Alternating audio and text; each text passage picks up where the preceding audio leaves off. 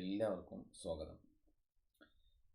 ഇന്ന് നമ്മൾ കഴിഞ്ഞ ക്ലാസ്സിൽ പഠിച്ച ടോട്ടൽ ഇൻറ്റേർണൽ റിഫ്ലക്ഷനുമായി ബന്ധപ്പെട്ട ചില പ്രോബ്ലംസ് ചെയ്യാം എന്നാണ് ഉദ്ദേശിക്കുന്നത്. വളരെ ചെറിയൊരു ഷോർട്ട് വീഡിയോ ക്ലാസ്സാണ് എയിം ചെയ്തിട്ടുള്ളത്. ക്വസ്റ്റ്യൻസ് ഞാൻ മുമ്പ് നിങ്ങളോട് സൂചിപ്പിച്ച പോലെ ഞാൻ ക്വസ്റ്റ്യൻസ് കാണിക്കുമ്പോൾ നിങ്ങൾ അത് വീഡിയോ പോസ് ചെയ്തിട്ട് നിങ്ങൾ ഒറ്റയ്ക്ക് തന്നെ അത് ചെയ്യാൻ പരിശ്രമിക്കണം എന്ന് സൂചിപ്പിക്കുകയാണ്. നിങ്ങൾക്ക് സ്വന്തമായിട്ട് ചെയ്യാൻ പറ്റുന്ന ക്വസ്റ്റ്യൻസ് തന്നെയാണ് കൊടുത്തിട്ടുള്ളത്. വളരെ സിമ്പിളായിട്ടുള്ള കാര്യങ്ങൾ തന്നെയാണ്. നമുക്ക് ആദ്യത്തെ ക്വസ്റ്റ്യനിലേക്ക് നീങ്ങാം. നമുക്ക് velocity of light in A liquid is 1.5 into 10 raised to 8 meter per second and in air it is 3 into 10 raised to 8 meter per second. Okay. If a ray of light passes from liquid into air, calculate the value of critical angle. അപ്പോൾ critical angle കണ്ടെത്താൻ വേണ്ടിയിട്ടാണ് നമ്മളോട് question ചോദിച്ചിട്ടുള്ളത്. നോക്കാം.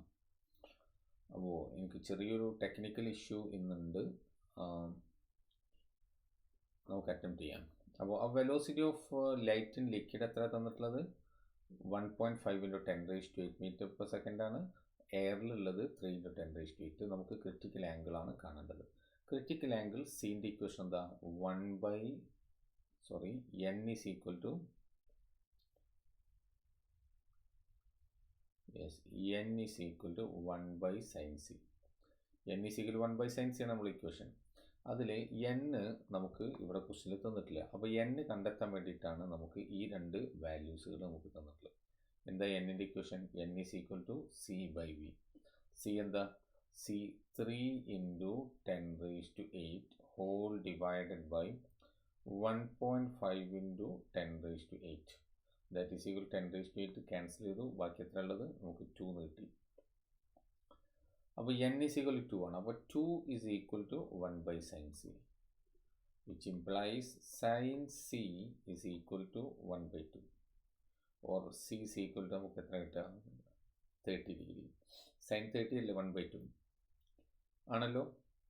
Okay, എന്തെങ്കിലും calculation mistake ഉണ്ടെങ്കിൽ നിങ്ങൾ ശ്രദ്ധിക്കണം കേട്ടോ. അടുത്ത ക്വസ്റ്റ്യനിലേക്ക് പോകാം. A light source placed at the bottom of a water beaker 9 cm deep forms an illuminated circle of a radius 11 cm at its surface. When the depth of the water in the beaker is increased to 18 cm, what is the radius of the illuminated circle? ഇതാണ് question. Okay, നോക്കാം.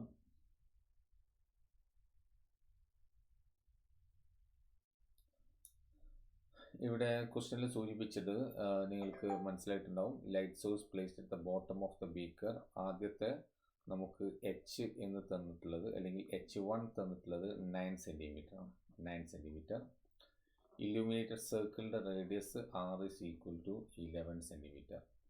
When the depth of the water is increased to 18 cm, our H2 is equal to 18 cm. What is the radius of the illuminated circle? അപ്പോൾ പുതിയ radius എന്താണെന്നാണ് question. ഇത് R1 ആണ്. അപ്പോൾ നമുക്ക് general equation r is equal to h divided by root of n square minus 1 അല്ലേ? ഈ equation നിങ്ങൾക്ക് ഓർമ്മ ഉണ്ടാവും. നമ്മൾ കഴിഞ്ഞ ദിവസം ഉണ്ടാക്കിയെടുത്ത ഇക്വേഷനാണിത്. അപ്പോൾ ഇവിടെ നമുക്ക് R1-ൻ്റെ ഇക്വേഷൻ എഴുതാം. അപ്പോൾ R1 is equal to R1 എന്ന് പറഞ്ഞാൽ അത്ര 11 is equal to H1 9 cm divided by root of n square minus 1. Okay, ഇനി നോക്കൂ, R2 ആണ് ക്വസ്റ്റ്യൻ. അപ്പോൾ R2 is equal to, that is R2 is equal to 18 divided by root of n square minus 1. n square minus 1. ഇനി രണ്ട് ഇക്വേഷനും കൂടെ divide ചെയ്യാം. That means this is equation 1, this is equation 2. അപ്പോൾ equation 2 divided by 1 കൊടുത്തു കഴിഞ്ഞാൽ എന്താ കിട്ടുക? R2 divided by 11, that is equal to 18 divided by 9 എന്നല്ലേ കിട്ടുക? കാരണം root of n square minus 1ഉം root of n square minus 1ഉം ക്യാൻസൽ ചെയ്യും. That is equal to 2 or R2 is equal to 2 into 11 equal to 22 centimeter is the right answer. 22 centimeter. നമുക്ക് അടുത്ത ക്വസ്റ്റ്യനിലേക്ക് നീങ്ങാം. This is the next question. Calculate the critical angle for glass air surface. If a ray of light which is incident on air on the glass surface is deviated through 50 degree when the angle of incidence is 45 degree. അപ്പോൾ ഇവിടെ നമ്മൾ ക്വസ്റ്റ്യനിൽ പറഞ്ഞ പോലുള്ള ഒരു diagram വരയ്ക്കാനാണ് ആദ്യം ശ്രദ്ധിക്കേണ്ടത്. Critical angle for glass air അല്ലേ? ഓക്കെ, നോക്കാം. അത് നോക്കൂ, ഞാനിവിടെ ഒരു ഗ്ലാസ് ലാബ് കാണിക്കാം. ഒരു ഗ്ലാസ് ലാബ്, അതിലേക്ക് നോക്കൂ, ഒരു റേ ഓഫ് ലൈറ്റ് ഇവിടെ ഇൻസിഡൻറ്റ് റേ ആംഗിൾ 45 ഡിഗ്രി അല്ലേ പറഞ്ഞിട്ടുള്ളത്. അത് നമുക്ക് റേ ഓഫ് ലൈറ്റ് നമുക്ക് കാണിക്കാം.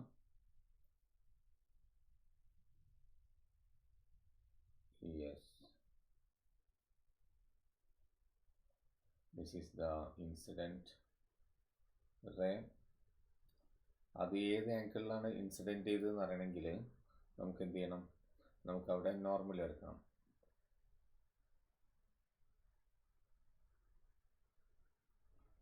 നോർമൽ. എന്നിട്ട് നമ്മളോട് ക്വസ്റ്റ്യനിൽ സംസാരിച്ച പോയിന്റ് നിങ്ങൾ പ്രത്യേകം ശ്രദ്ധിക്കണം. ക്വസ്റ്റ്യനിൽ നമ്മളോട് സംസാരിച്ചത് the incident ray is deviated through 50 degree എന്നാണ്. എന്ന് വെച്ചാൽ ഇത് നേരെ ഇങ്ങനെ പോകേണ്ട ഒരാളായിരുന്നു അല്ലേ? ഈ റേ ഓഫ് ലൈറ്റ് ഇങ്ങനെ പോകേണ്ട ആളായിരുന്നു. ജസ്റ്റ് ആ പാത്ത് കാണിക്കണം. ഈ ഡിറക്ഷനിൽ പോകേണ്ട ഒരാളായിരുന്നു അത്. പക്ഷെ അത് അങ്ങനെ പോകുന്നതിന് പകരം 15 ഡിഗ്രി ഡീവിയേഷൻ കാണിച്ചു. അപ്പോൾ നിങ്ങൾ ഡയഗ്രാം വരയ്ക്കുമ്പോൾ നന്നായിട്ട് ശ്രദ്ധിക്കണേ. 15 ഡിഗ്രി ഡീവിയേഷൻ കാണിച്ചു എന്ന് പറഞ്ഞാൽ ഇവിടുന്ന് നേരെ പോകുന്നതിൽ നിന്ന് 15 ഡിഗ്രി. അത് ഇപ്പോൾ 15 ഡിഗ്രി ഇങ്ങോട്ടും ആവാം ഇങ്ങോട്ടും ആവാം. പക്ഷേ ഇത് എയർ ഗ്ലാസ് ആണെന്ന് ക്വസ്റ്റ്യനിൽ പറഞ്ഞിട്ടുണ്ട്. അപ്പോൾ എയറിൽ നിന്ന് ഗ്ലാസ്സിലേക്ക് വരുമ്പോൾ എങ്ങോട്ടേ വരൂ? അത് ഇങ്ങോട്ടേ വരൂ. അത് കൺഫേം ആണ്. എയറിൽ നിന്ന് ഗ്ലാസ്സിലേക്ക് വരുമ്പോൾ അതിന് പിന്നെ വേറെ ചാൻസ് ഇല്ല. അത് 15 ഡിഗ്രി ഡീവിയേഷൻ എന്ന് പറയുമ്പോൾ ഏകദേശം ഇങ്ങനെ. ഇവിടെയും നിങ്ങൾ വളരെ കെയർഫുൾ ആകേണ്ട ഒരു പോയിന്റ് ഉണ്ട്. എന്താ, ഏതാണ് ക്വസ്റ്റ്യനിൽ പറഞ്ഞ 15 ഡിഗ്രി എന്നുള്ളത് നിങ്ങൾ നന്നായിട്ട് ചിന്തിക്കേണ്ടതുണ്ട്. ക്വസ്റ്റ്യനിൽ പറഞ്ഞ 15 ഡിഗ്രി ആരാണ്? 1 സെക്കൻഡ്. യെസ്, നോക്കിയോളൂ. ഇത് ഇൻസിഡൻ്റ് ആംഗിൾ. അതുപോലെ wait,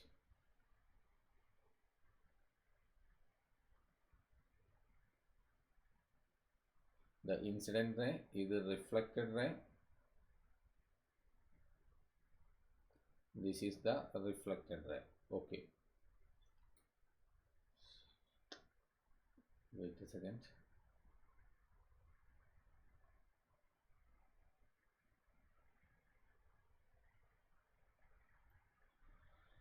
Okay, anyway, this is the angle of incidence. Angle of incidence is 45 degree.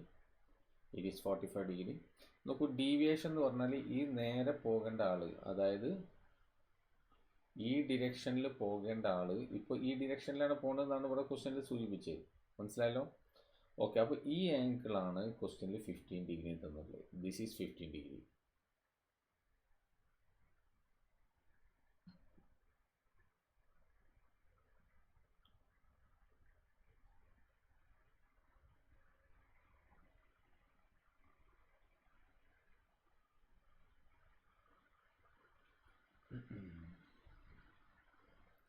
This is all H.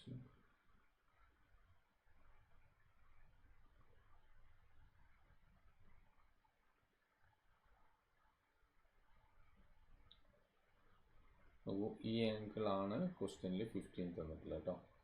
Okay, അപ്പോൾ ഇത് 15 ആണെങ്കിൽ ഈ ആംഗിൾ എത്രയായിരിക്കും ഉണ്ടാവുക? നമുക്ക് ഇതാ വേണ്ടത്. This is angle of refraction. Angle of refraction ഇതാണ്. ഇത് എത്ര വരിക? നോക്കൂ, ഈ ലൈന് നേരെ ഇങ്ങോട്ട് നീട്ടിയതാണ് ഇത്. ഈ നോർമൽ നേരെ ഇങ്ങോട്ട് എക്സ്റ്റെൻഡ് ചെയ്താണിത്. അപ്പോൾ ഇത് മൊത്തത്തിൽ 45 ആവും. 45 15 പോയ ബാക്കി എത്ര ഉണ്ടാകുക? അപ്പോൾ ദിസ് ഈസ് 30 ഡിഗ്രി. ഇത് 30 ഡിഗ്രിയാണ്. 30 ഡിഗ്രി. മനസ്സിലായല്ലോ? ഓക്കെ, ഇനി നമ്മൾ ഇതിൽ നിന്ന് ഈ ഇൻഫർമേഷൻ നമ്മൾ എന്ത് കിട്ടണം?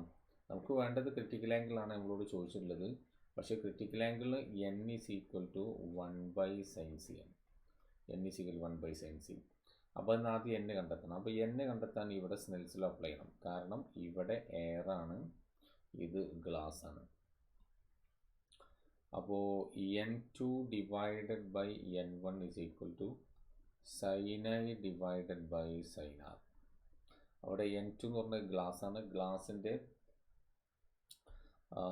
Refractive index. അപ്പോൾ n2/n ഓക്കെ. അപ്പോൾ നമ്മളെ സംബന്ധിച്ചിടത്തോളം ഇത് നമുക്ക് n ആയിട്ട് കണ്ടാൽ മതി. നമുക്ക് ഇതെല്ലാം കൂടെ നമുക്ക് n ആയിട്ട് കണ്ടാൽ മതി. അപ്പോൾ n is equal to sin I by sin R, that is equal to sin I എന്ന് പറഞ്ഞത് sin 45. sin 45 divided by sin R is sin 30. That is 1/√2 whole divided by 1/2. That is equal to 2 മേലെ പോയി 2/√2. That is equal to √2. Now n is equal to ഇനി ഇവിടെ substitute ചെയ്യാം. That is √2 equal to 1/sin C, or sin C equal to 1/√2, or C is equal to 45 degree is the right answer. C is equal to 45 degree. ഇനി നമുക്ക് അടുത്ത ക്വസ്റ്റ്യനിലേക്ക് നീങ്ങാം. Question പഠിച്ചോളൂ. What is the refractive index of the material of a right-angled prism with equal sides? Okay, isosceles ആണ്. For which a ray of light entering one of the sides normally will be totally reflected as shown in figure. We need to find the refractive index. അപ്പോൾ TR സംഭവിച്ചിട്ടുണ്ട്. അപ്പോൾ refractive index ഒക്കെ ഉണ്ട്. അപ്പോൾ നമുക്ക് ഇവിടെ angle of incidence 45 തന്നിട്ടുണ്ട്. TR സംഭവിച്ചിട്ടുണ്ടെങ്കിൽ അതിൻ്റെ അർത്ഥം എന്താ? I greater than C എന്നാണ്. ഇവിടെ I എത്ര? 45 ആണ്. അപ്പോൾ 45 greater than എന്താണ്? C. കാരണം എന്താ TR തന്നെ സംഭവിച്ചിട്ടുണ്ട്, അവിടെ സംശയമൊന്നുമില്ല. അതിൽ ജസ്റ്റ് ഗ്രേസസ് അലോങ് ദ ഇങ്ങനെയാണ് ക്വസ്റ്റനിൽ തന്നതെന്നുണ്ടെങ്കിൽ നമുക്ക് ഇതിന് എന്ത് ചെയ്താൽ മതി?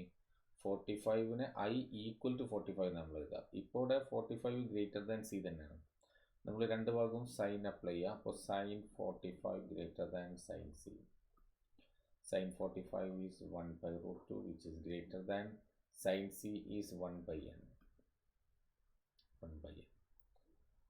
ഇത് ഇനീക്വാലിറ്റിയാണ്. അപ്പോൾ റെസിപ്രോക്കൽ എടുക്കാൻ പാടില്ല. അപ്പോൾ എന്നിനെ അങ്ങോട്ട് കൊണ്ടുവരിക. അപ്പോൾ n ഗ്രേറ്റർ ദാൻ √2നെ അപ്പുറത്ത് കൊണ്ടുപോകാം. Okay. Or n greater than √2 പറഞ്ഞാൽ 1.414 ഉണ്ടാവും. ഇത്ര നമുക്ക് പറയാൻ പറ്റുള്ളൂ. ഈക്വൽ ടു എന്ന് പറയാൻ കഴിയില്ല. അപ്പോൾ ഓപ്ഷനൊക്കെ തന്നിട്ടുണ്ടെങ്കിൽ നമുക്ക് എന്ത് ചെയ്യാം? 1.414നേക്കാളും വലിയ വാല്യൂസ് ആരാണോ റിഫ്രാക്റ്റീവ് ഇൻഡെക്സ് തന്നിട്ടുള്ളത് അവരെ നമുക്ക് സെലക്ട് ചെയ്യാം. അല്ലെങ്കിൽ n ഗ്രേറ്റർ ദാൻ 1.414 എന്ന രീതിയിൽ നമുക്ക് അതിനെ കാണാൻ പറ്റും. മനസ്സിലായല്ലോ? ഓക്കെ. ഞാനൊരു അസൈൻമെൻറ്റ് ക്വസ്റ്റൻ കൂടെ തന്നിട്ട് ഞാൻ നിർത്തുകയാണ്. ഹോം അസൈൻമെൻ്റ് ആണ് ഇത്. NCERT ടെക്സ്റ്റ് ബുക്കിലെ എക്സസൈസിലെ ക്വസ്റ്റൻ ആണ്. ഈ ക്വസ്റ്റൻ ഞാൻ നിങ്ങളോട് സംസാരിച്ചിരുന്നു ക്ലാസ്സിൽ. A small bulb is placed at the bottom of A tank containing water to a depth of 80 cm.